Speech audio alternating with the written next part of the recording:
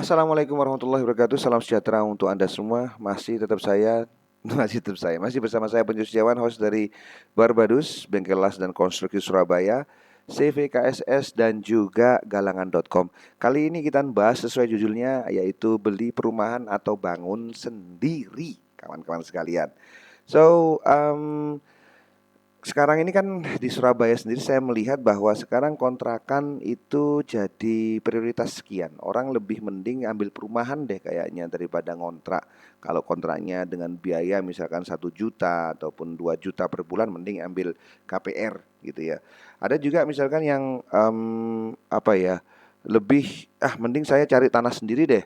Cari tanah, kemudian saya bangun sendiri, ya kan. Di situ kemudian juga saya bisa berkreasi sendiri. Tentu saja itu butuh budget ya, bagi saya itu butuh budget yang ya harus dipersiapkan dengan sebaik-baiknya.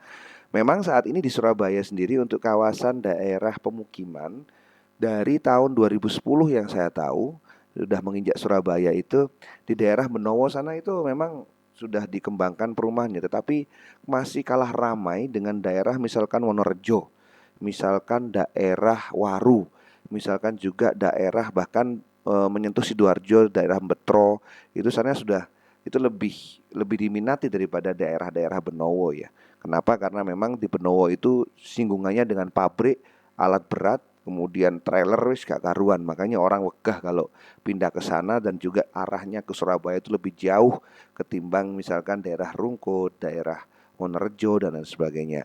So, balik lagi ke judul, mending mending gimana, Bro? Mending beli perumahan atau bangun rumah sendiri.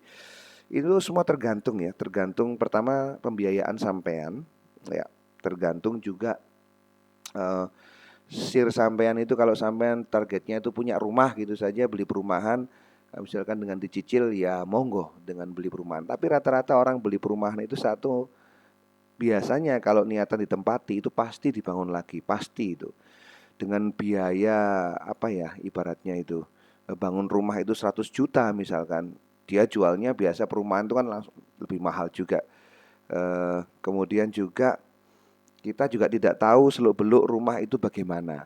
Tapi kalau memang sampean syukur-syukur nempati rumah dan cicilan masuk, ya sudah, beli beli apa namanya, beli perumahan saja itu sudah lebih dari cukup. Nanti tunggu lunas setelah berapa puluh tahun, setelah berapa tahun baru kemudian eh, ngumpulin duit lagi untuk bisa berinvestasi lagi, karena memang harganya justru akan semakin naik dari tahun per tahun. Tapi bukan bukan apa ya, bukan menutup kemungkinan juga akan turun. Itu kan seperti di Amerika ada kasus ya tahun 2000 berapa, itu kan kasusnya awalnya dari perumahan yang membengkak ya, utangnya membengkak dari perumahan. Anyway, silahkan kalau Anda mau bangun rumah sendiri itu lebih bisa, Anda bisa bisa kendalikan ya, bisa kendalikan sendiri bentuknya bagaimana, jenis pondasinya yang mau diambil itu apa, kemudian batu batanya itu apa, kemudian desain rumahnya bagaimana, itu bisa Anda tentukan sendiri gitu.